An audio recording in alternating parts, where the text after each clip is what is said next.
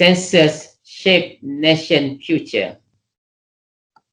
We are honored to have with us today 3 esteemed panelists which will share their thoughts on how comprehensive data such as census will benefit nation building and their expert opinion on the important roles of their organization towards strengthening and contributing to the statistical system. The first panelist today is Professor Dr. Aieni Binti Haji Mokhtar, Vice Chancellor of Universiti Malaysia Terengganu. Prof. Aieni graduated with a degree in physics from the State of University of New York and later pursued her master degree at University College of Swansea, United Kingdom, while her PhD was from University Technology Malaysia. She began her career in the public sector in 1980 as academician at University Technology Malaysia and then was seconded to the Ministry of Science, Technology and Innovation Malaysia, mostly as the Director of National Oceanography from 2008 until 2014. In April 2015, she was appointed as Vice Chancellor of Universiti Malaysia Terengganu, becoming the first woman to hold the post. Big congratulations to Prof. The second panelist today, Mr. Srdjan Mrkic, Chief Demographic Statistic Section of the United Nations Statistician UNSD. Mr. Mrkic has been a statistician at national and international level for the past 30 years. He was the technical director of 2 international programs at the UNSD on population and housing censuses and on civil registration and vital statistics system. In addition, he was the member of the United Nations Legal Identity Agenda Task Force established to promote holistic approach to civil registration, vital statistics, and identify management. Our third panelist is Dr. Yusminar Yunus, Senior Consultant from ICT Consulting Division of Malaysia Administrative Modernisation and Management Plenary Unit, MAMPU. Dr. Yusminar holds a Bachelor of Science, System Science from University of West Florida, a Master of Information Technology, Information Science, and Doctor of Philosophy of Information Science from Universiti Kebangsaan Malaysia. Having served in the civil service since 1986, she has vast experience in various government agencies, namely Implementation Coordination Unit, Prime Minister Department, Ministry of Finance, Ministry of Health, Ministry of Tourism, Art and Culture, and Cluster for Innovative Management Technology, IMTEC. Ladies and gentlemen, before we start, let me brief on the flow of the session. Each panelist will be given 50 minutes for their presentation. After that, we will proceed with 50-minute discussion session.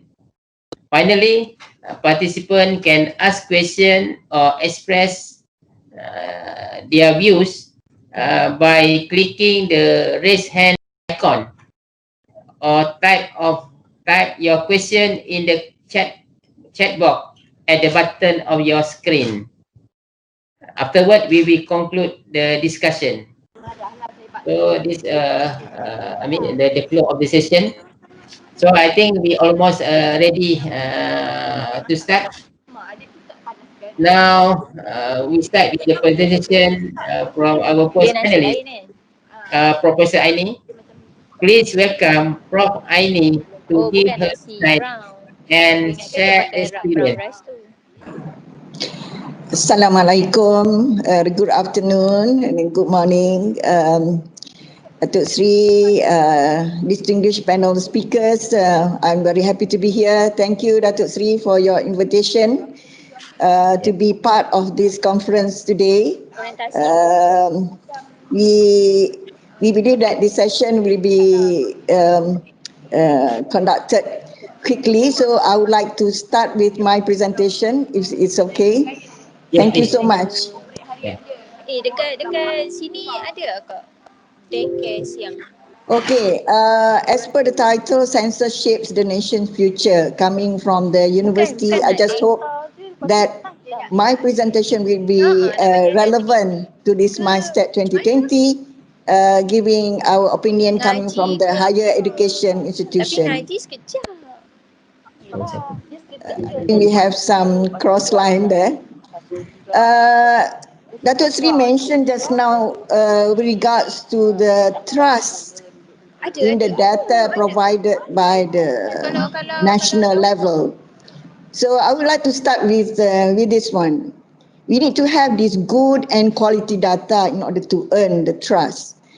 Firstly, it must be accurate and precise. Yeah, the accuracy and precision, the legitimacy and validity, the availability and accessibility, timeliness and relevance, which is very important, especially now with the COVID-19 pandemic, reliability and consistency, completeness and comprehensiveness, talking about census, the population demographics, it must be fair in terms of our sampling is actually complete. Another one is on the granularity and uniqueness. How is our approach? In terms of the issues that related to the data, we talk about the productivity, for example, concern by companies. You know, we need to have good facts and figures and good data in order to have a better organization, especially the bottom line is the productivity. But another aspect is the data access and availability as well. In the aspect of the preparation of data management, it must be cost efficient in terms of operation adroitness, exactly in terms of the reduction of time, you know, very fast. We need to have this responsiveness in terms of efficiency to the data availability and sharing, especially when we talk about the company's strategic positioning and entering into the market. Next is concern about the reduction, the data losses, the redundancy. So it is so important that the state of the art in the data management has to be well versed in the organization. Another aspect of very paramount importance is the data management. We must have the elements of security, the risk of data breaching in terms of the data. It's so important, it's so crucial that the information is not subject to attacks or the cyber security concern, which right now we have all this hacking and the spams and so forth. Another one is we need to have this data management for the accurate decision making, strategic planning and so forth. In shaping the future for the nation, I'm sure every organization, every institution, companies, institution, we need to have this strategic, accurate decision in place. The uses of data, it can be descriptive, it can be diagnostic, it can be predictive, and it can be prescriptive. All in must have answers to the questions: what happened, why did it happen, or what will happen, or what should have happened, and what should we do with that. So the solutions will actually be indicative on what exactly on the description, in the diagnostic, as well as in the predictive component. I would like to share in terms of what we do at Universiti Malaysia Terengganu in terms of our digital ecosystem function. As the call from the government in the digital era, the higher education, we need to have this transformative change in terms of how we do things. And in fact, especially the public universities, campuses having this digital ecosystem in place. Firstly, to manage the data on the staff, students, research, in teaching and learning, the transfer of knowledge and industry, as well as for networking. But at the same time, the development of the system, be mindful that we need to have the technical skill workforce, the people there. We need to have the integration of all the databases within this university. The management of the data, for example, we need to have this performance-based reporting. For example, to the ministry, we have the ranking, at the global level, at the national level, like STARA, all the information related to the parliament, all the detailed data on MyMohis and Malaysian research assessment, of which we are actually looking into the benchmarking the performance of the research in the universities. Again, I would like to mention that to highlight that we ensure that the data integrity and security is paramount. Another component is that we prepare the various reports to the university. We must have the system in place in terms of the connectivity of repository of the official data and documents, as well as to do the part on the data analytical studies and decision, especially for the management and the board level. We then provide the advisory services for the strategic users of this data and the data management to be of use to the university direction. I would like to show here in this diagram, our UMT MyNemo is my network of management operation. MyNemo, as you know, our university is, the niche is on the ocean-based maritime university, very strong in marine science. So we have MyNemo coined for my network of management operation is the portal where we believe that the part that we have all the data collections, within the entities in the universities, we need to have this data verification in place at the various committees and technical groups. Then we can submit, as I mentioned earlier, for the ranking, for the parliament notes, the annual reports, and so forth.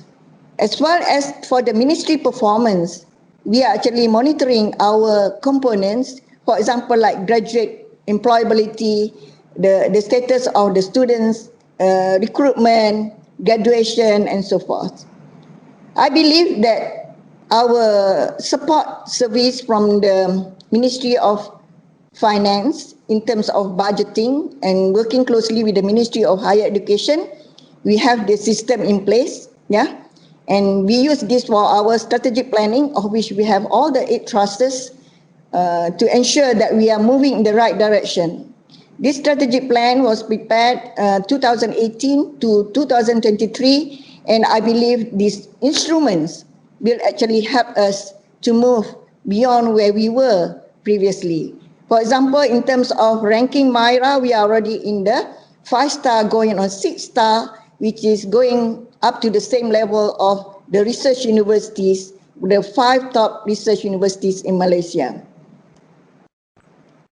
Okay, in terms of the higher education, the input data could be very general in terms of the human resources, be it the technical group, the academic group, that we have this management of this data, particularly in terms of the academic data. The majority in terms of performance and articulation in terms of providing the human resources, but the input coming from the academic as well as non-academic. Again, the research output in terms of their data and other sorts of data will be integrated into our system to build into the input and our report for MyMohis, MyRA, STARA, QS ranking, our strategic plan, our KPIs, our ISO that we already have this quality performance in terms of all what we do in terms of academic research as well as all the management with regards to the even like for the certification program in Dato, for example. And this is a way to report to the top management from the grassroots within the university setting. I just want to highlight, I'm sitting here right in the data development center. It has been built upon, And the strength is here at the Pengkalan Data UMT, where we have all the elements of connection and connectivities from inputs to outputs. And I would like to highlight here the system integration framework as the nerve of the university is to provide quality education as part of the SDG 4, quality education in the times of digital era. We are doing 100% online through the e-pembelajaran, of which we have all the various tools and instruments to work with for the students, as you can see on board. We can provide courses as massive open online courses. The students can learn anywhere, anytime. So these are the facilities actually built by our technical team from the university itself.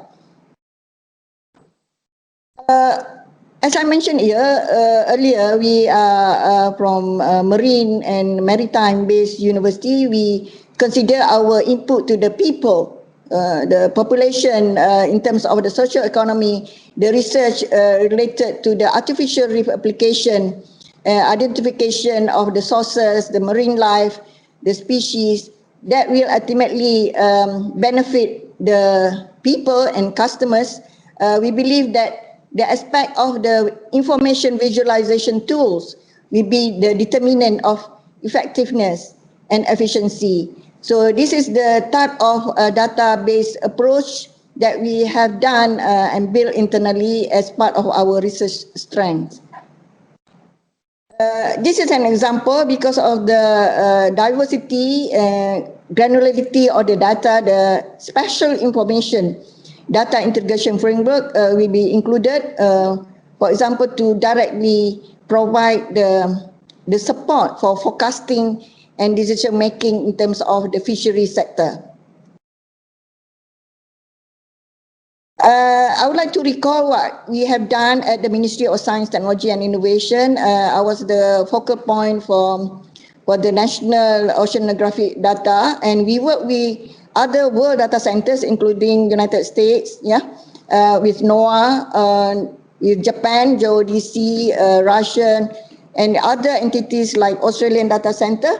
But in Malaysia, we build these connectivities with the marine research excellence with the universities, because we need this capacity building in this area.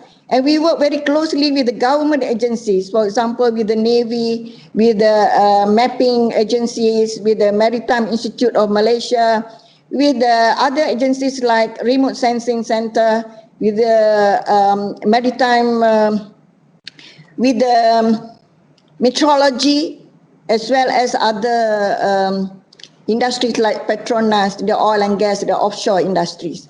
So to take this stewardship, we need to have the central database as we build, and the Parliament has approved that we have this system organized together, and mostly with MIMOS and UMT with UKM as well as UTM at that time. So I just hope that this is part of the example of how we connect all the data, the different sets of data gathered by the institutions of higher learning as well as other agencies in Malaysia. How, for example, I would like to show this in Terengganu. Terengganu is the northern state of Peninsular Malaysia, so it is right exposed to the South China Sea.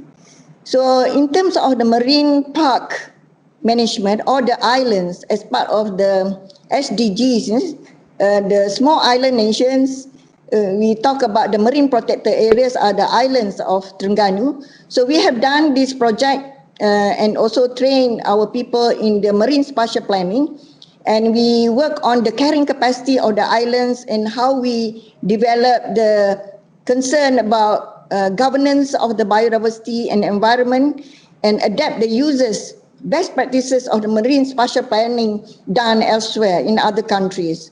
So we have this planning for the state of Terengganu for the sustainable plan by having the zoning, for the socio-economic growth, and to design as part of the state marine park. So I believe this is one of the relevant area that we can work by having to work with the data. For in the maritime sector, for example, again, being a maritime nation, we need to look into the aspect of other maritime security and also other shipping, ports management. These are very crucial areas of which all these various data could be shared from them, yeah, or we could also share the data that we have gathered as part of the primary or the secondary data. So again, to develop the quadruple helix, yeah, concept of government, industry, university, and the community, we believe that this connectivity with regards to the maritime data will be very useful for our future graduates, yeah, to work in this maritime sector. Again, for the economic and environmental sustainability, we use this for planning. So it is very important to have this synergy for the collaboration between university and industry especially, and we work on the integration of this ownership of the data through cloud computing and integrate them between the stakeholders. So as for the role of data science in socio-economic development, we know that achieving the SDGs, once the United Nations General Assembly has actually agreed and endorsed for the 2030 agenda. For Malaysia, Vision 2020, we talk about to be a progressive nation, knowledgeable society. But how do we integrate the data science with the economy of the future as part of the Sustainable Development Goal, of which there are 17 of them? I highlighted here talking about the people. Yeah, the first number one is on no poverty. We eliminate poverty. So again, that part we actually need to have all other goals, particularly on partnership, which is the last goal, 17. Yeah, that one we need to achieve that is part of the theme of this Stats 2020 as well, that no one is left behind because of the call of the SDG by 2030 achieve what we have here as SDG, then countries will contribute. So we need to have this assessing of the social impact matrix, the parameters in place. We invest in the healthier communities. We empower the women, thank you very much, optimize social performance and financial performance. We alleviate the pressures, yeah, especially at this time because of the COVID time. It is very trying to all, the SMEs, the normal working people, the communities. We should address also the environmental concern apart from the socio-economic component, of which this university we work closely with the aspect of climate change as well as the life below water, which is the goals 13 and 14. As an example, SDG 1, we have work looking into the aspect of Terengganu. You look at the map and we have this the interest, yeah, the approach for the state. For example, Terengganu is a median income state with below national average. So what do we do? So we work along and engage and empower the community with projects and programs, translating research and knowledge transfer to the communities, especially looking into the resiliency and the livelihood. What are other alternative livelihood based on the resources that they have? Perhaps the ecosystem services, co-management with the community is the approach. So again, the social innovation program projects with the support from ECRDC, we also from the government, yeah, from the state, from the Ministry of Higher Education, and from other ministries. We have been working closely with them to implement some of the projects that benefit the communities that can actually increase their income for more sustainable future. Can I give about another two minutes, Prof? I think very short. I think coming up. Yeah, sorry. I have two more slides. So again, with that, I'm sure because of the census, it must be the reason why, how we address the future of the population. Yeah, we recently with your effort, Dato Sri as well, we shared in terms of the data for the poverty. We revised the data for the B40 and L40, and this is what we have done. We need the data for the student, the household income. We do in a small way not at national level, but we use this to actually to support for the financially for the students. In terms of different sources of income that we have, we need to tailor to these students for their studies at the university.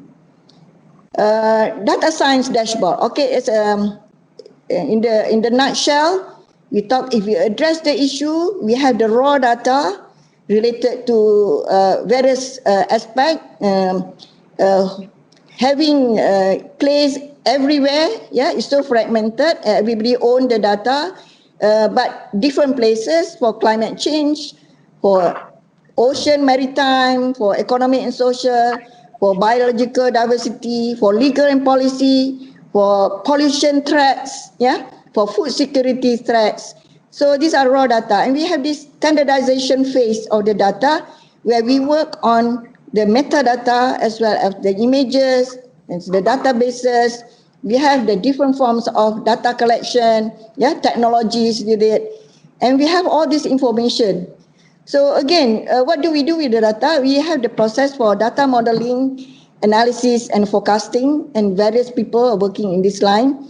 We have the smart evaluation and visualization. And again, for the development plans, future plans, we have the spatial and grid mapping, AR and VR format, of which we could deploy this process data for the prediction as well as the integrated analytics with the system, so that we can have better decision making. We can propose to the government for the policy, and some ideas as well for the strategic planning. So my last slide will be way forward, distinguished panel and audience. I just hope that in the future trends, we believe that we could strengthen the data gathering, data collection, but the strengthening of data security is paramount, is so important. The idea is to have more close collaboration between the public and private sector, just like we are doing today. Thank you so much for this opportunity. And again, we must have policies. The policy on data as commodities or the new oil. Sometimes we term it as the new oil or new revenue of the future. Data is the power. But another one is actually talking about the policy on data sharing. Sometimes it's very difficult to have this data sharing, accessibility, and we need to work with the government data, and also we have to have some security over business approaches in terms of how to have a win-win situation in terms of collaboration. With that, I thank you very much. Binti, Malaysia. Thank you, Prof. Aieni, for a very interesting presentation.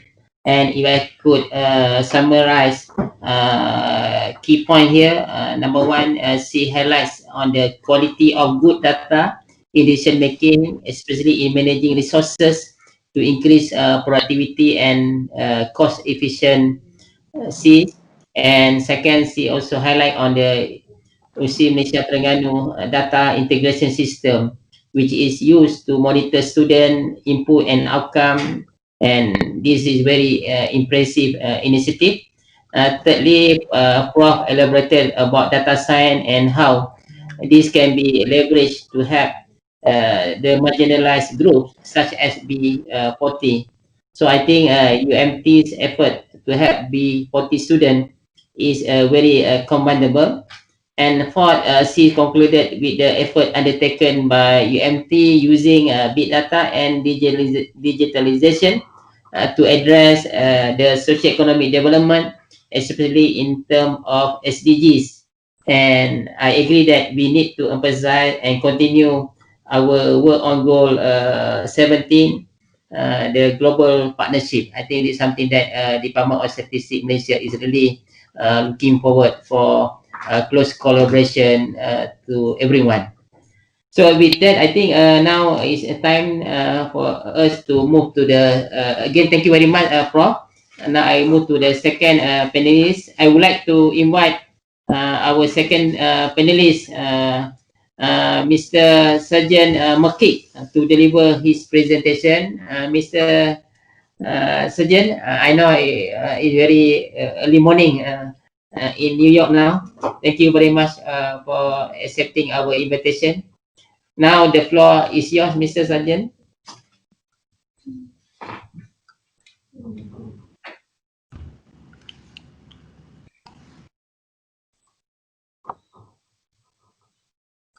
Thank you very much, Dr. Mahidin. It is indeed. Thank you very much, Dr. Mahidin.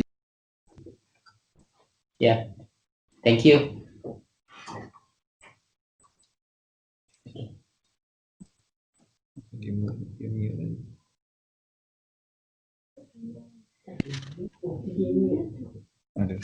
Okay. I hope that you can hear me now, Dr. Mahidin. Can you hear me? Yes, you can hear. Very clear, loud and clear. Very well. Thank you very much again. Sorry because of these technical difficulties that we are having. It is indeed a pleasure to have this opportunity to wish you and all the colleagues in Malaysia a very happy World Statistics Day.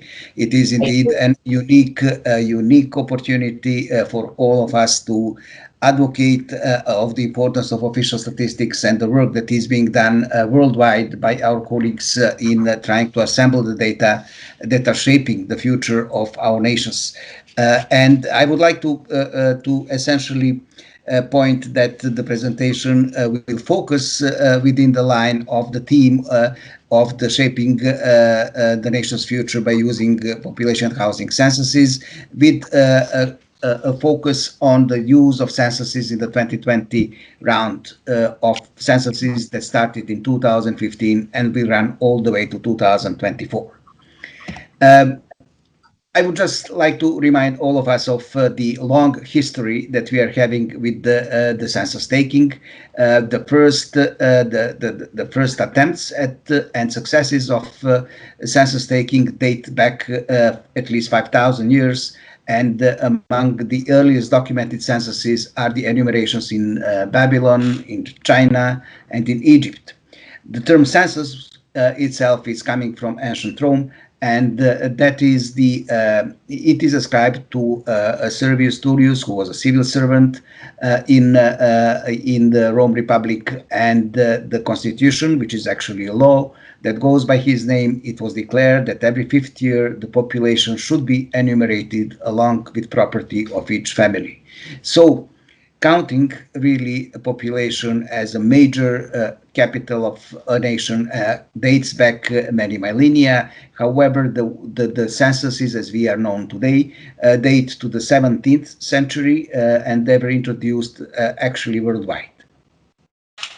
Since these times, so it's been at least over 3 centuries, censuses represent a unique and powerful tool to quantify population, social and economic phenomena, and to provide invaluable understanding on the structure and capacity of each village, town, and neighborhood. At the same time, preparing and conducting a census provides innumerable generations of statisticians an exceptional learning opportunity and experience, which is really, and especially today, during the World Statistics Day, a very important point to make. Over time, the censuses grew in a cornerstone of the national statistical system in terms of providing comprehensive small area statistics and the sample frame for launching specialized surveys and anchoring the technological and methodological considerable investment in official statistics. I would like to now shift to the work that the United Nations is doing in terms of population housing censuses. Since the inception of the United Nations as intergovernmental organization, the focus since 1948 and 49 has been on ensuring that all the countries in the world have the capacity and have the means of conducting a population housing censuses at least once every 10 years during the census decade. And the most recent one, such initiative from the United Nations, dates back to 2015, when the ECOSOC adopted its resolution on the 2020 World Population and Housing Census Program. So the resolution urges each member state to conduct at least one population and housing census in the period 2015-2024, that it is based on international recommendations and standards, that it involves in advanced planning and cost efficiency, universal coverage and timely dissemination of data, all along the lines of the fundamental principles of official statistics. Furthermore, the resolution emphasizes the importance of the 2020 program for implementing and monitoring the Sustainable Development Agenda, and requests the United Nations to prepare international standards, methods, and guidelines to ensure coordination of activities among stakeholders in assisting member states in the implementation of the program, and monitor and regularly report on the implementation of this program. Specifically, the UN Statistics Division, of which I am part of, was tasked with developing and promoting methodological framework, monitoring the implementation of the program, reporting to the Statistical Commission on the implementation of the program, and provide support to national capacities. I would just like to emphasize some of the work that has been done by the UN Statistics Division in preparing to support the countries to conduct population and housing census in this round.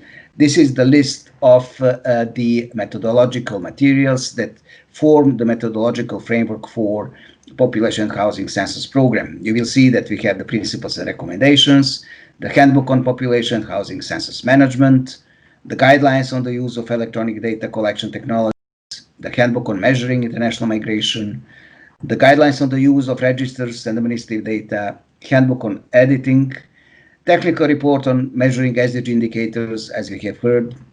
This is indeed one of the most important undertaking in terms of achieving the Sustainable Development Agenda as planned by 2030. And then we also have some of the purely technical reports and post-enumeration surveys that provides direct advice to countries on how to estimate the quality of the population housing census itself and the data that were collected in the process. I will now shift to the use of population housing censuses according to international standards. And most of what I'm going to present from now on is coming from these two volumes that are displayed in blue here, the principles and recommendations for censuses and the handbook and population and housing censuses. Therefore, according to the United Nations, the population and housing censuses are a principal means of collecting basic population housing statistics as part of an integrated program of data collection and compilation aimed at providing a comprehensive source of statistical information for economic and social development, planning, administration, assessing conditions in human settlements, research, and commercial and business and other uses. It is also the fact that the population housing census serves as the logical starting point for work on the organization and construction of computerized statistical products to serve continuing national and local needs for intercensal period. The general use of population housing censuses is to improve skill set experience and technological advancement, especially from the point of view of official statistics, to tackle the new methods, the development of methods for enumerating the whole population, or statistical methods such as editing and imputation, developed for processing census results, are often reused for other statistical exercises. And of course, censuses have a halo effect, which is essentially the extensive promotion of the census has a very positive effect on all other data, other statistical data collection exercises.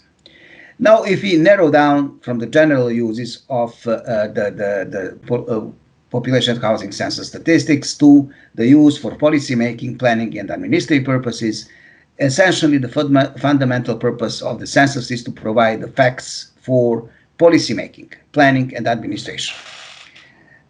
Definitely, the information on the size, distribution, and characteristics of a country's population is essential. The human capital is the critical component of every nation building, and the social and demographic circumstances are critical information that is necessary for developing sound and comprehensive economic and social development. By providing comparable basic statistics for a country as a whole and for all small areas, and this is the unique feature that the census have for localities and small area they're in, and this provides unparalleled contribution to the overall planning process of the subgroups of the population. Still, we are at the use for policy making, planning, and administrative purposes. The performance of democratically elected governments in terms of welfare of its citizens is measured by the census statistics. They provide essential information for population estimates and projections. The census also provides the calculation of number of social and economic indicators, as we already mentioned, especially sustainable development goals.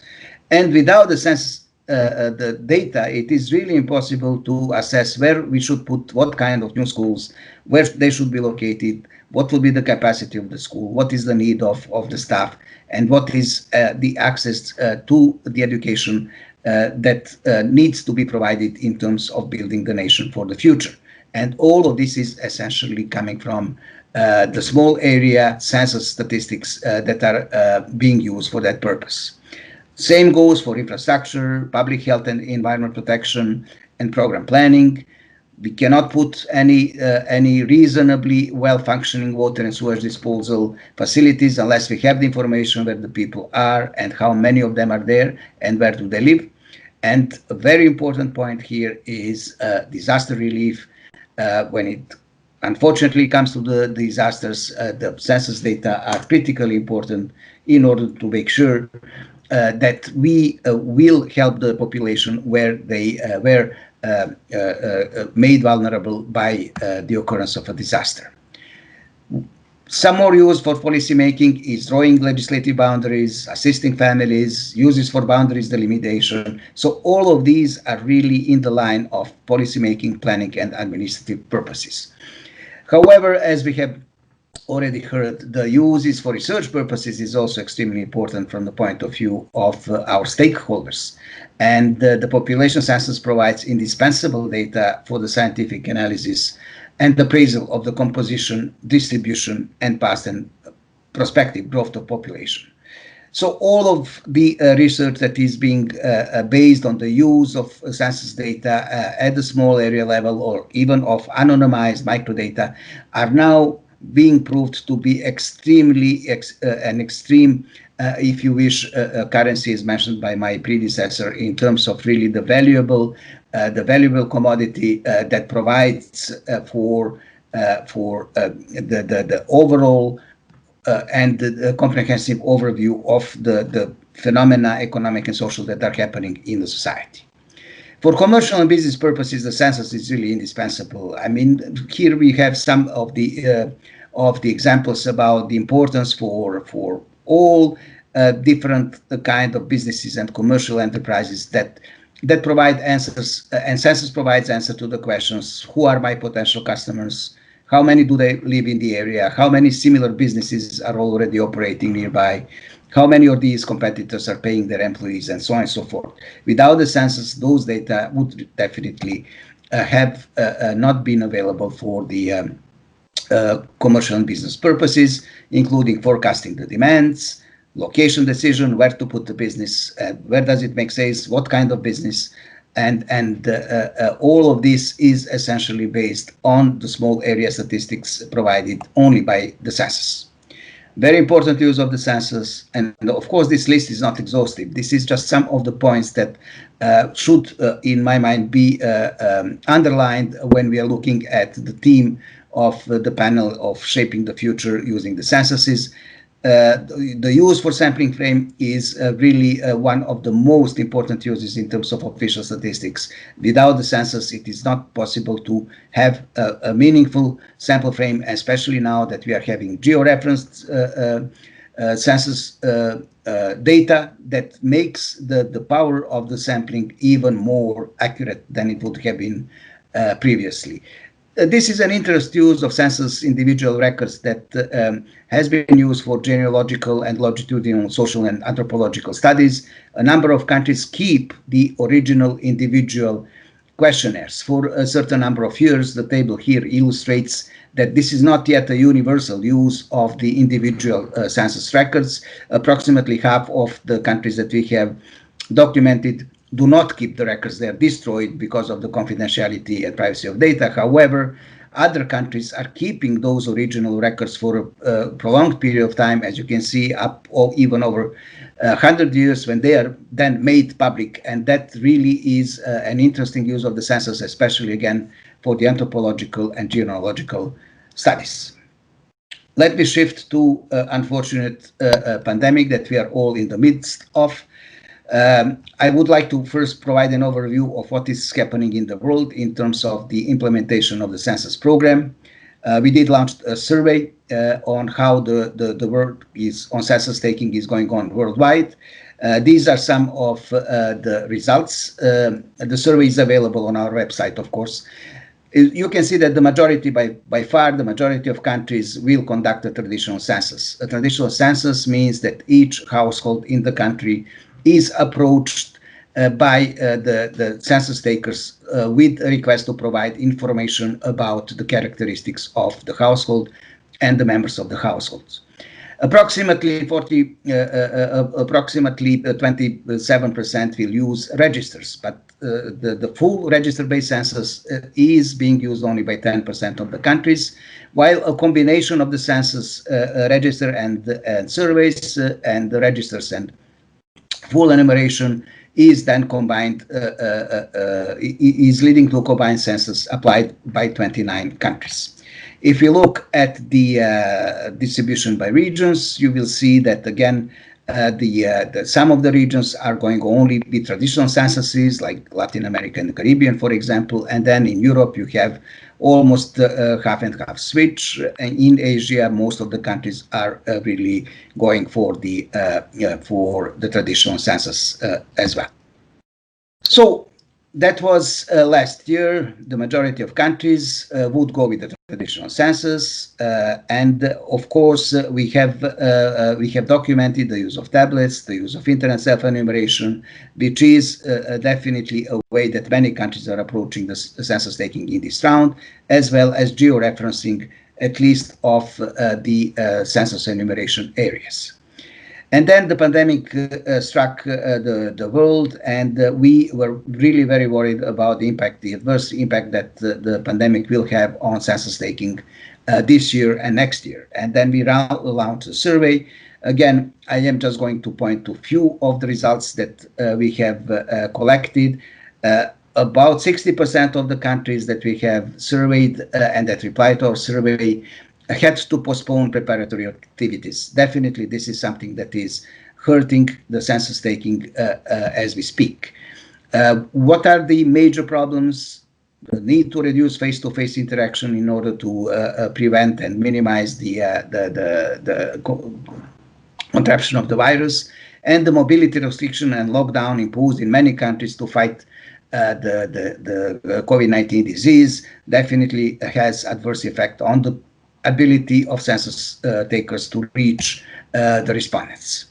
So when we look at now, and this is of course the World Statistics Day, and we are fully aware of the fact that a number of countries are facing delays, extended period of time for census taking, and it is becoming increasingly clear that the countries are facing substantial difficulties in conducting the census. More importantly is the question of what will be the quality of census data in the 2020 round that will then provide the basis for shaping the future of the nation. And then what we are also seeing is that this census is now being used, the pandemic is being used really to shift the way that the census takers are looking at the censuses in the future. So let me just provide a few concluding remarks. The population housing census for each nation has a paramount importance in terms of understanding the past, seizing the present, and shaping the future. And observing the World Statistics Day this year, 2020, coincides with the peculiar circumstances of functioning of the national statistical systems in the middle of the pandemic. And we are all documenting and witnessing and trying to mitigate as much as possible. Thus, even more challenges in terms of producing relevant, accurate, and timely statistics to allow for informed decision-making. However, at the same time, we need to point to the fact that this is also an opportunity to revisit statistical methodologies, data collection techniques, and overall functioning of national statistical systems to better position ourselves for the future needs of our stakeholders. So, with this, dear colleagues, Dr. Mahidin, I would just like to ensure that we, while observing the World Statistics Day today, are also fully aware of the difficulties that Malaysia, as well as other countries, are facing in terms of ensuring that the data collected by the population housing census are of usual, excellent quality, and they are providing the basis for then shaping the future of the nation for the next at least 10 years. Thank you for your attention, and over to you. Thank you, Mr. The presentation on very manner in the capacity of UN resolution on 2020 World Population and Housing Census Program. UN has undertaken massive effort to guide the implementation of 2020 census, and as mentioned by Mr. Srdjan, in this capacity, it is important role which allow for countries to work on data quality and reliability, especially within the current socio-economic landscape.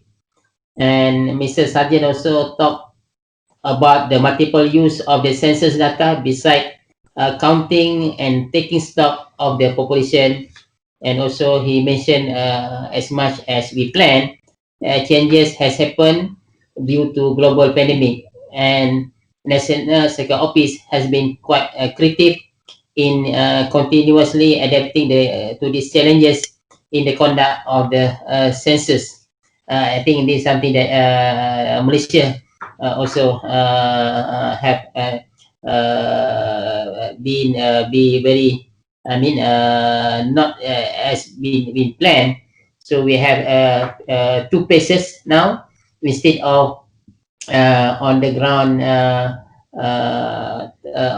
within we have to be completed within 3 weeks. Now it's end up now we on the 106 days of the census day. I think that some of the summary. I think based on this presentation, let's think about this. And I think we have a very we have all this wonderful information we obtain through the census, and very important how we continue forward to ensure all this data is updated continuously. I think it's very important how I always mention to the stakeholders, census is important, but it's more important is what next after census in terms of data integration. Thank you, Mr. Srdjan Mrkic. Now I would like to continue with our third panelist for today. I would like to welcome Dr. Yusminar to give her presentation. Dr. Yusminar, now the floor is yours.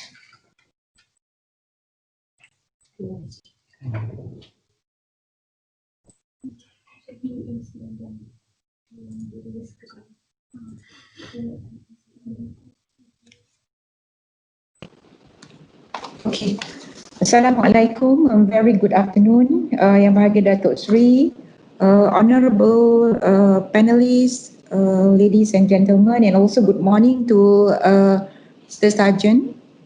First of all, I would like to thank DOSM for inviting me to share some thoughts and knowledge and experience in this plenary session.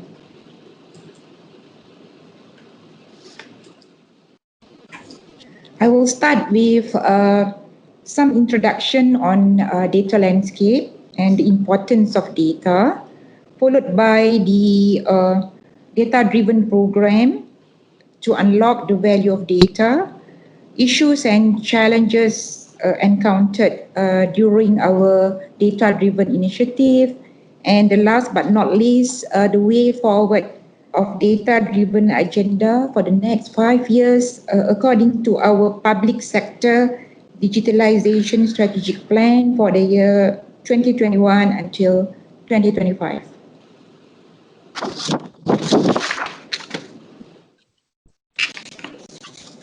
The world's most valuable resources is no longer oil, but data. Data is also the new soil where we can grow a customer experience, generate business values, give rise to digital economies. And nowadays, during this COVID-19 pandemic, the digital solution based on data and also digitalization becomes more crucial for us in order to live in the new normal. And we can see data-driven industries like Amazon, Google, Facebook, Microsoft are growing rapidly, and data is one of the key success factors in fourth industrial revolution. Data is constantly being generated and never sleep. Within a minute, about 4.1 million users search using Google, about 1.3 million people logging on to Facebook, and about 4.7 million videos being viewed. So from this enormous volume of data generated, we are able to do data analytics, such as trending of the world internet population.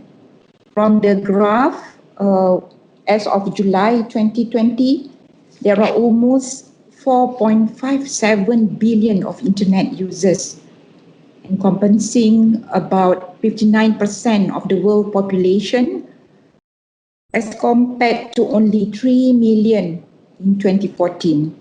Thus, the world internet population is growing significantly over years. And due to this, it is imperative that we unlock the value of the data. Now let's look at the data landscape. By 2025, it is predicted that about 163 zettabytes of data is generated. It's about 1 trillion gigabyte, and we can see exponential increase in the volume and the diversity of data generated. Out of these, 80% of the data is unstructured and only 20% is structured.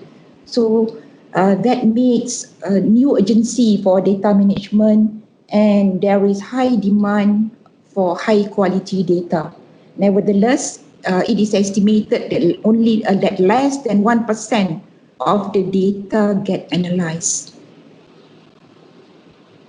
The repercussion of data not being analyzed and not optimized are potential insight go untapped, citizen needs unmet, and organization make uninformed decision.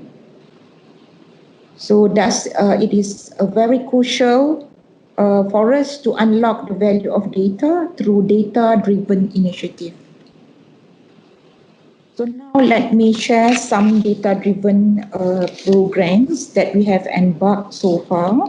So MAMPU, in collaboration with various public sector agencies, industries, and also academia, has embarked on data-driven programs and initiatives since 2015, which contributed to the data-driven ecosystem.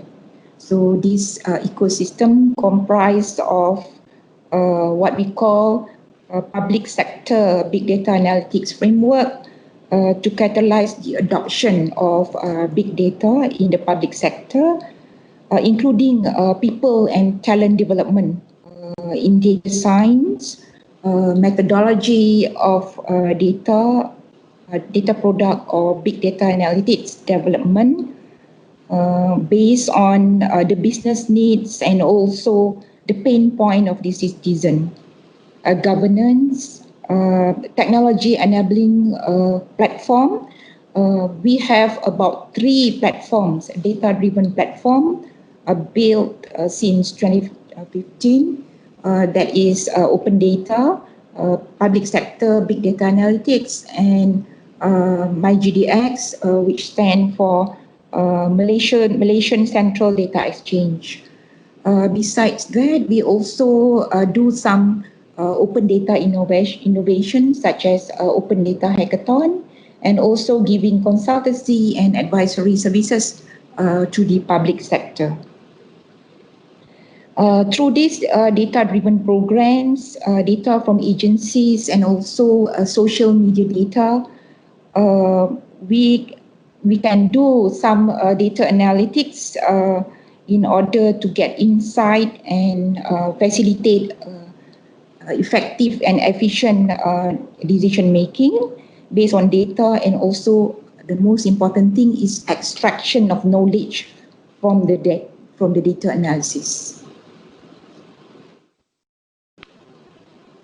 MAMPU has also built what we call an open data platform through data.gov.my in 2014, which contribute to the open data ecosystem in Malaysia that connects the data supplier from the public sector and private sector with the data users from also from public sector and also private sector, academia, NGOs, and the citizen.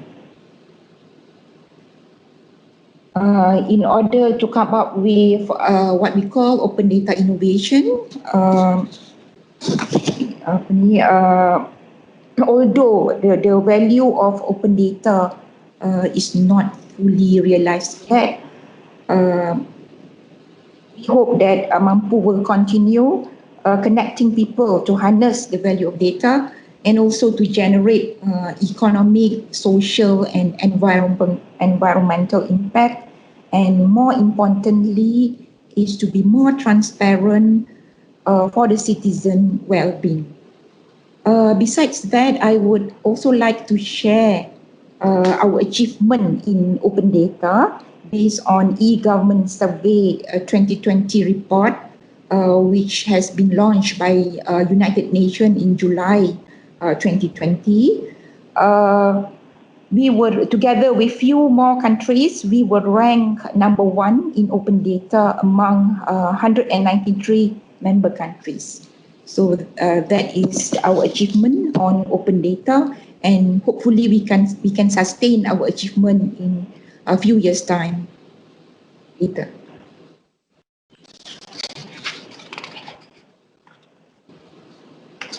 MAMPU has also spearhead and embarked on several BDA projects since 2015. As what other countries did, we started with a pilot and proof of concept project, and based on the experience and lesson learned from this proof of concept and pilot project, we embark on few more projects such as big data analytics, public sector big data analytics coaching, through coaching, involving few agencies to provide training in data science, identify big data analytics business case, and develop data product through coaching. Besides that, we also develop what we call sentiment analysis on perception of ministries and also ministers based using natural language processing and R as the coding medium. It's an open source tool for development in data product.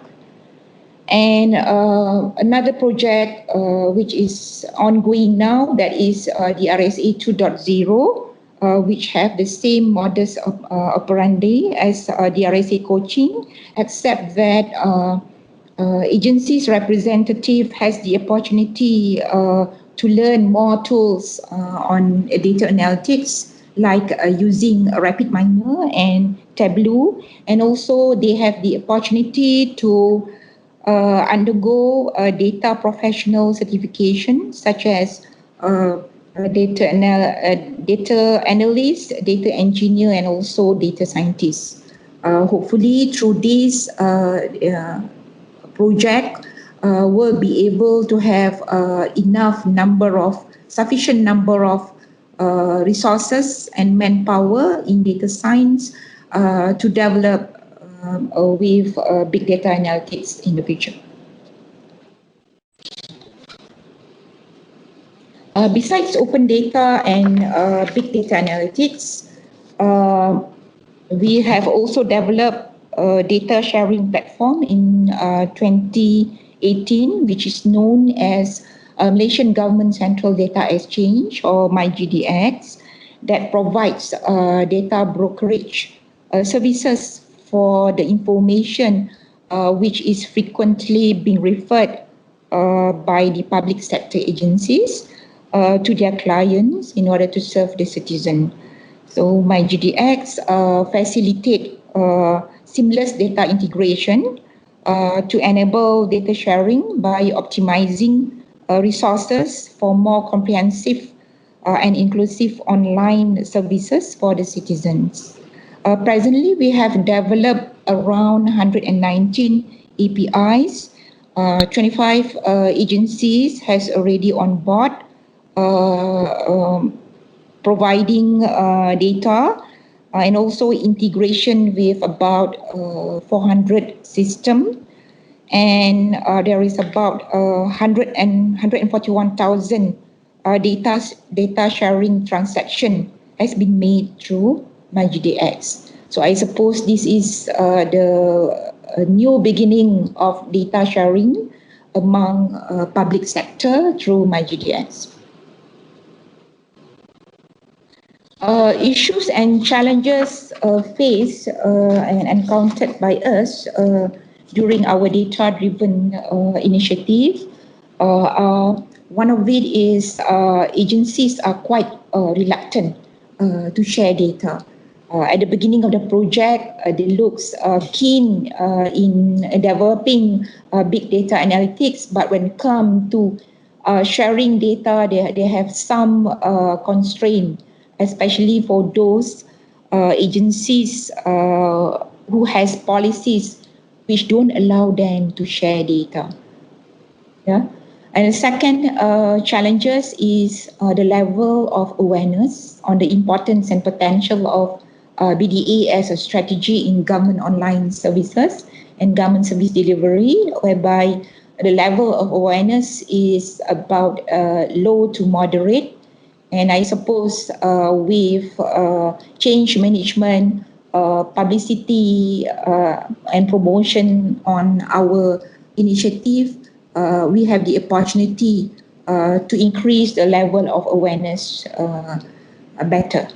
And the third issues is insufficient resources and expertise in data science and other related fields such as machine learning, artificial intelligence, and less commitment from the domain expert and subject matter expert, especially during the data modeling stage, whereby we need this expert to validate with us whenever we have come up with the first cut of the visualization of data analytics. So without the full commitment from domain expert and subject matter expert, our validation can't be done, and we just produce visualization of the data product based on exploratory data analysis. These are the critical success factors for big data analytics and data-driven initiative. First is top management support. It is very important to have their support and also the commitment of the respective domain and subject matter expert. Besides that, the knowledge and competency in data science and also other related fields such as machine learning is also important. Likewise, policy and governance to support adoption of data analytics, and also data availability, data quality, and agencies' readiness to share data is another important factors. And I suppose our two speakers has much elaborate on this before. Okay, so let's move on our way forward based on public sector digitalization strategic plan 2021 until 2025. So MAMPU is developing this plan, which is known as PSPSA, for the year 2021 until 2025.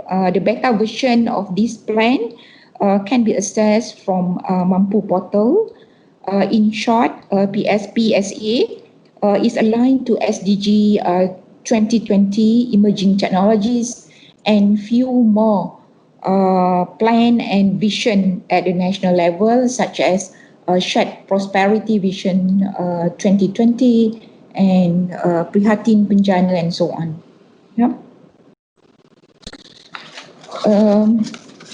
Talking about the framework for the for PSPSA 2021 until 2025, this framework consists of 4 layers. The innermost layer is the vision. So our vision is sustainable digital government catalyzes digital society, and the second layer is our guiding principle. So we have 10 guiding principle and 9 enabling ecosystem. And I will only elaborate on the first strategic thrust, that is harnessing data intelligence. In summary, PSPSA has 7 thrusts, starting from harnessing data intelligence, inclusive integrated digital services, diverse and agile governance, human capital, optimizing secured shared services values, rebranding, promotion and culturation, and the last but not least, emerging technologies adoption. And let me give you a little briefing on the first strategic thrust, that is harnessing data intelligence. So this strategic thrust is to strengthen data management and coordination at the national level and also at public sector level, and also to foster planning, policy development, and also decision making based on data intelligence.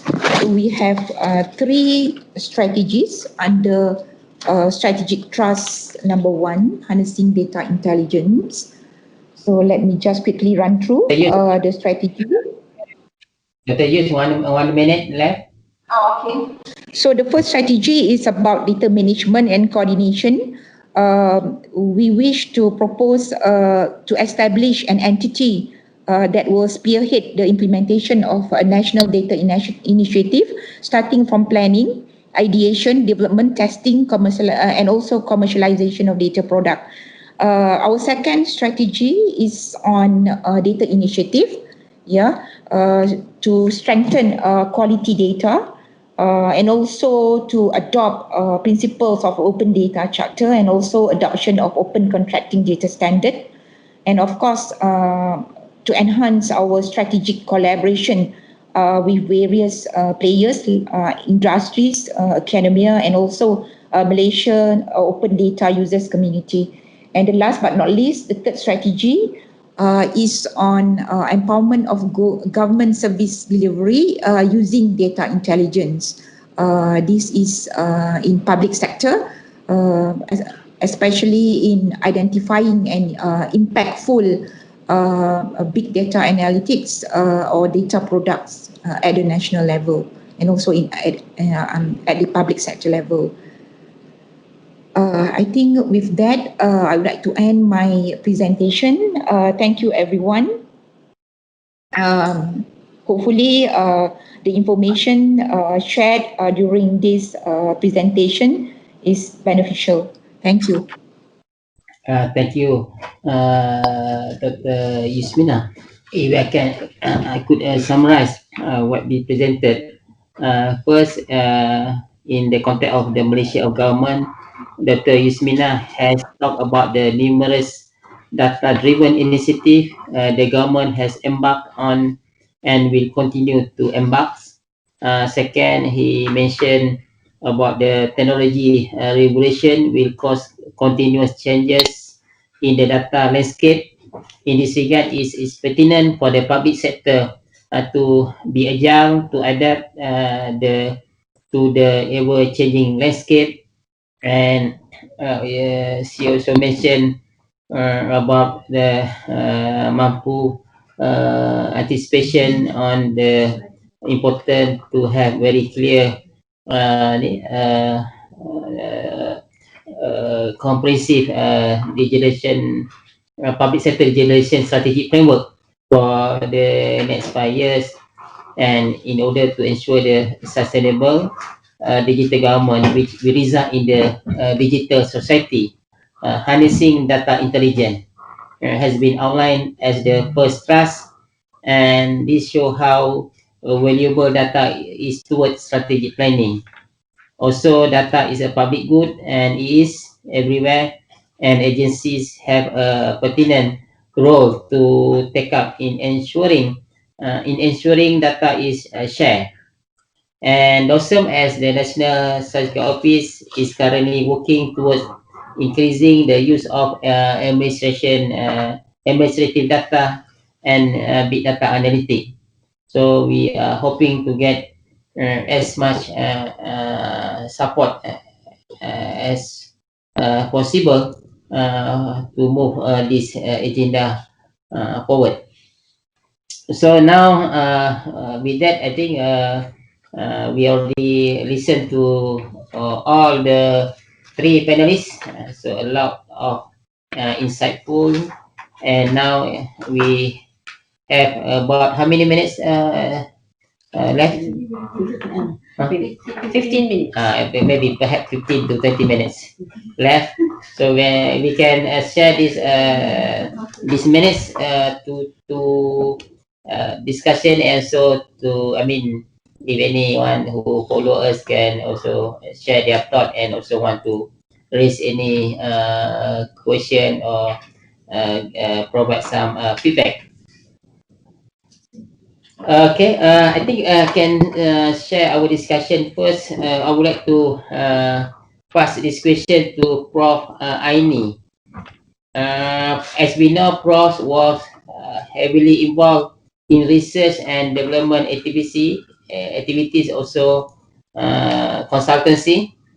So from your point of view, how do you see census data in developing strategies to enhance infrastructure, skill, science, and technology research in this country? Okay. Thank you for the question. I suppose I touch upon a few projects, initiative that we have, but I actually impressed with MAMPU and also the speakers, Srdjan and Dr. Yusminar, to share how from research and development and also projects on technology transfer, of which we can consider as consultancy or being consulted, to apply a project related to bringing technology to the community. There are interesting projects if you want to have some touch points, especially in the context of no one is left behind. Yeah, everybody is counted when you talk about census.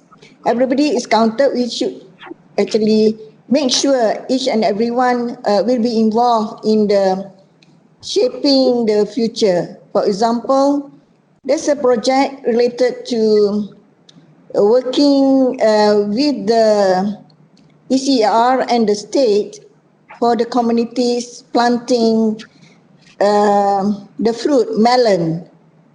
Okay, so reaching out from the research, the suitability of the product, yeah, for the plant to be initiated at a local area.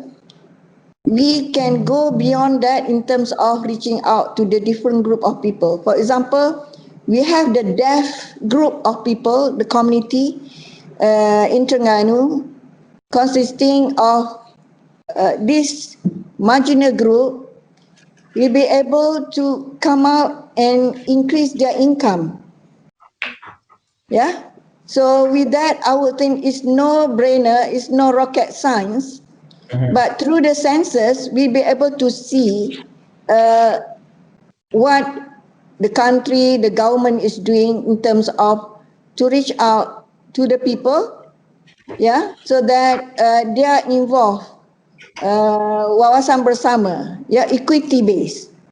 So meaning that for all this marginal group of people, they can have a better livelihood, but we can also create as an enterprise for them. You know, so through this census of different individuals with different limitations, but the role of the R&D or projects with the knowledge transfer, we could actually make the difference. Itu one of the example with a project, government support, but with the specialists, yeah, from the university, yeah, the researchers. We help the community in producing commodity product for them to sell, and they have a better income. So again, I would think there are other technologies related to IT of which we can also be involved in producing our own system applications for the education, for example. Yeah, we could have our own version of tools for instrumentation. So I think this is in the making. We are working closely with MAMPU actually. So hopefully we can do something to enable the future emerging technologies using the current expert and also graduates that coming from the institution. InsyaAllah. To really show to the public people on the street the power of data. So data is a really big thing. Is really a game changer for our future, especially when once we can have really look at the small area statistic in many dimension of social economy of the countries.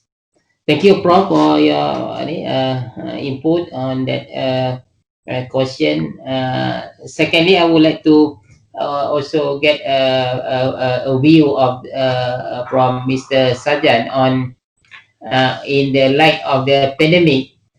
Do you foresee that this is the opportunity for every country to be embark on the big scale on how using the technological advancement in compiling, in producing the official statistic? Mr. Srdjan, what is your view on that? Yes, Dr. Mahidin. Indeed, this is, as I mentioned in my presentation, also an opportunity for the national statistical systems to take a good look on the way that they are merging different information that they can be collected through the official statistical means. Definitely, we have seen the shift already in the 2010 round of censuses towards the register-based censuses using the administrative data that are available, already available in the country, to substitute for the canvassing of the countries and going house to house. In the 2020 round, this this is only increasing, and we are seeing that the countries are using administrative data either as a sole source of generating census-like small area statistics, or they are combining it with some other statistical exercises such as surveys in order to minimize first the costs and then to optimize the use of the available administrative records. I would like to point out to the fact that the UN has launched this year during the Statistical Commission the UN Legal Identity Agenda, which is a holistic approach to civil registration, vital statistics, and identity management, and which is in line what we have heard from Dr. Yusminar, for example, which is exactly how do you combine different components that already exist within the government structure and generate beneficial results for many different segments of the government operations.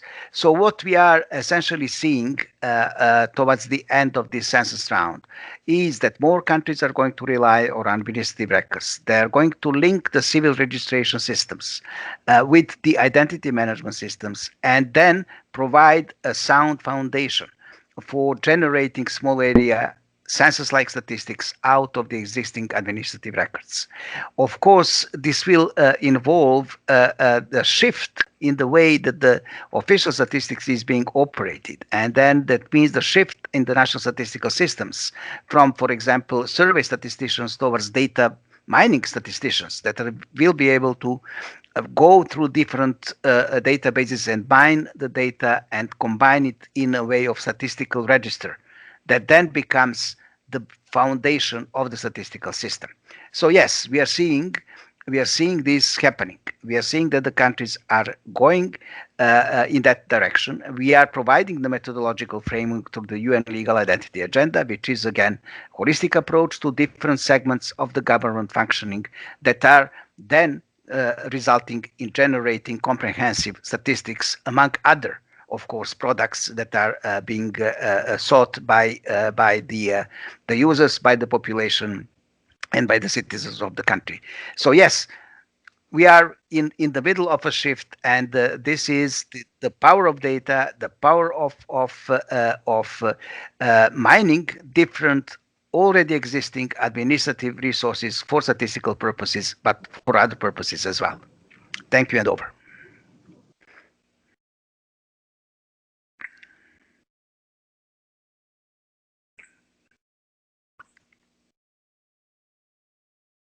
Work very closely how we can really capitalize the data available at the various form. Of course, the limitation of the that information record is the data is not in the form of readily available to be integrated immediately. I think everyone know about it. I mean, when we talk about the data integration based on the registration, based on the secondary data, the issue on the metadata, and also concept and this definition. This is something that to be look into it. And with that, I think relate to the question I would like to give to Dr. Yusminar. So is as you rightly mentioned that data sharing is our future for the how we can strengthen the data available at various agency and ministry. We work very hard together with MAMPU on this and various other government agency. And I would like to get your view, Dr. Yusminar, on the readiness of the government agency to move to increase the data sharing culture between agencies. Dr. Yusminar, you would like to comment on that?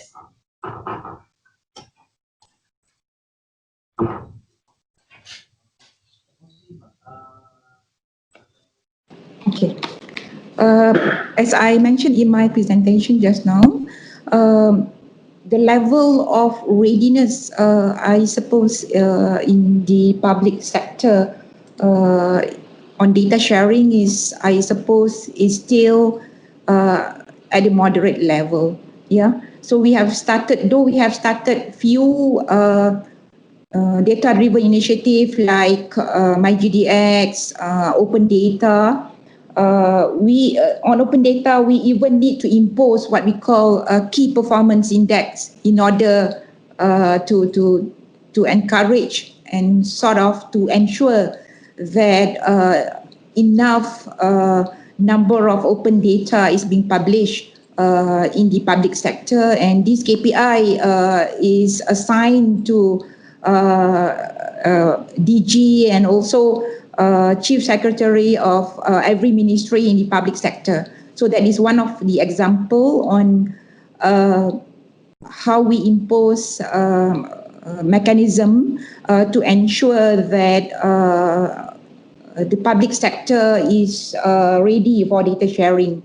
Like another initiative like MyGDX, though we have around 119 APIs available to integrate data, the transaction is still quite low.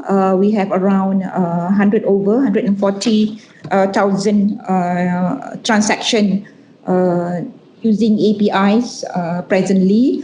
Nevertheless, I suppose it's the beginning of the journey, which we need to do more, such as more promotion, more publicity, to increase awareness and also readiness of the agencies in data sharing. Besides that, I suppose policy, the overarching policy on data sharing is also pertinent. MAMPU is in the process of formulating this data sharing policy. Our ambition is to come up with the first draft in January next year. Previously, we targeted to get it done by this year, but I suppose few engagement need to be deferred due to the COVID pandemic, and we have some constraint with it. And I suppose engagement with various ministries is important before we come up with the policy on data sharing. That's all, Dato, for me. Mina? Now I like to also look at some question from the chat box. I have one question from the chat box here for Mr. Srdjan. When dealing with administrative data as complementary data source for census, we might be presented with the challenge of contradictory data. In your expert opinion, how should it be handled, and also how do you I also want to question, and what is the critical factor for using the secondary data or administration record? The market. Yes, thank you, Dr. Mahidin. It is really an interesting and crucial question that we are now documenting in the countries that are going that way. Not necessarily contradictory information, but I would say that information that does not fit with and is not the same coming from two different sources. So usually this is where the statistics approach towards the validation of individual records and the editing procedure comes to full power. And this is where essentially the statistics is fully equipped to pinpoint to the discrepancies in the different variables that are coming from different sources related to the same individual. And to reconcile them, the process that is mostly used by the countries is to designate one of the sources as the most trustworthy source, in terms that the one that that has a much higher level of reliability and accuracy, and then it would take as a kind of the anchor for assessing the quality of the records coming from other different sources. Now, with the time, in statistical systems, and we do have, as I've said, quite a few examples already. The statistical office produces statistical register, and this is the register which is clearly edited in terms of the validity of the values in the variables that are being collected by the different sources and submitted to the statistical agencies. And once they are cleaned, in that case, they are now representing the basis upon which all of the relevant statistics are being then produced for the sake of policy making decision. So it is a process. It takes some time. However, it is quite well documented, and again, the power of every statistical office or anyone that is dealing with data, as we have seen the two examples today here, is to ensure the editing and the validity of individual records is fully implemented. So I don't think this is really an overwhelming obstacle in terms of. I think that we do have techniques at this point of time to actually ensure the validation of data in a proper manner. Thank you, and over. I have another question from the chat box. This question for Dr. Yusminar. Stated here, MAMPU has initiated multiple data sharing initiatives to encourage government agencies to share data. How is the data security being taken care of in the data sharing initiative? Dr. Yusminar, they are asking about the security issues. Yeah, thank you, Dato. Data security is our utmost focus. We need to give priority in ensuring data security. All data sharing initiative which spearheaded by MAMPU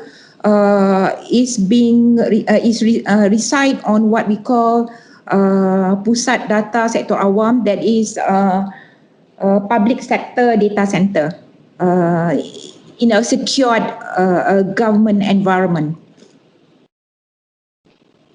Thank you, Yusminar.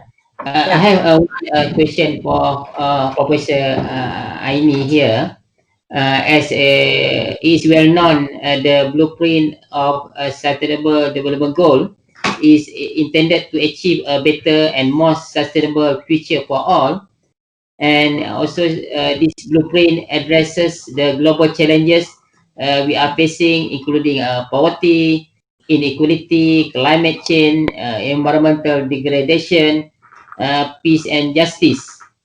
As our theme of our discussion today, Census shape the nation future. So I would like to get your view based on your experience. How would understanding the population will strive to achieve the ambitious and holistic sustainable development goal (SDGs)? What your take on this, Prof? Aieni? Yeah, very mouthful question, but I thank you very much for the question given, as we understand that the various aspects of integrating of data and information, if they are available, the most important challenge would be the fact that the lack of the data when we need to conduct the implementation or the vision, the projects as part of the government initiative. I believe that part in terms of ensuring whatever government's decision reaching out to the right individuals or parties. So in terms of the work that we done for the gathering the census, I think there will be initiative to create the baseline data in this new era, of which depends also on the accessibility. We need different roles of the people, especially the political masters. If we can actually empower the facilitators, yeah, to get accuracy in terms of getting the right data and information, especially with regards to addressing the issue about poverty, the census on the household, yeah, income for those people in the remote areas, for example, yeah, in the rural, but at the same time we also have poverty in urban area. The thing is to get the accuracy of the data, and how we mobilize during this COVID time is very challenging. So I think because of this reason that we need to educate, and I must congratulate Dosam, yeah, for having different initiative in terms of making a song, you know. I mean, this how to educate people in terms of they also important, and should each and every one of them participate. Yeah, be it they are the political masters or they are the government agencies and industries. We need to reach out to those people as we aspire to achieve in the sustainable development goal, as we look at the aspect that what we can do is actually each and everyone to create this awareness and do something from your part. Because for example, in the environmental projects, we can actually create opportunities for example, for them to create ecosystem services, yeah, tourism, ecosystem planning, in terms of getting new products. So from there, we have seen through the online commercial, yeah, they can actually sell their products. They are earning income online by having their own products based on the natural resources. So again, I think nothing is impossible, but we just hope that when we reach out to the right group of people, we empower them. The role of other people, example, the NGOs, the students, volunteers, the politician, you know, will actually making the difference in terms of giving the champions, for example, from the head of the villages, to provide the correct information in terms of the status of the people there. So I think this is a good initiative, and I would like to thank for giving me this opportunity. We try our best to put as the SDG as our policy. But again, in terms of trusting the data that we get eventually to implement projects, that's something else. So we must have partnership with various entities, and then at the end of the day, in the political will. Okay, thank you, Prof. A very fruitful discussion. Time is really time consuming. I think we already have very huge content of area that we discussed, and I think I can say the time's up now. It's already about 30 minutes. So on this this note, I think I would like to conclude this session. I would like to express my sincere gratitude to all panelists for their excellent presentation and valuable insight. Thank you, everyone, for a fruitful and amazing session. To conclude this session, we have had a lengthy discussion on important of data in various dimensions in shaping the future of the nation. population at the core of all development strategies. Thus, stock taking and benchmarking must be done continuously through successive exercise. Every day, most countries have graduated from contemporary mode to the technology-driven approach, namely administer respond through Census as well as computer-assisted telephone interview. And some countries have moved to population register and begin data collection, demonstrating reliance on administrative data sources. And meanwhile, other countries, Malaysia, that is using direct to complement the census. As we continue to digitalization in the physical business process, an important point to ponder is the way forward in sustaining technological adoption and data integration, as well as continuous enhancement of data management and governance. In addition, the key to better emphasize the importance of data in shaping nation's future is communication. A good and relevant statistical communication plan should be adopted to let people know how the data they share will benefit them. As 2020 present us with the challenge of global pandemic, there is a silver lining pushing us to accelerate technology adoption. With that, I would like to say I'm grateful for what we get to leverage on digitalization in this challenging time. Although international borders are closed, our heart and mind are open, sharing thought, ideas, and knowledge for the betterment of the national and global statistical system. Again, thank you very much to all our panelists. Before I end, I would like to again to wish everybody a happy World Statistic Day and happy Statistic Day. Enjoy and look carefully on the lyric of statistic bloom in harmony. Yeah. Thank you. Yeah. Have a pleasant day.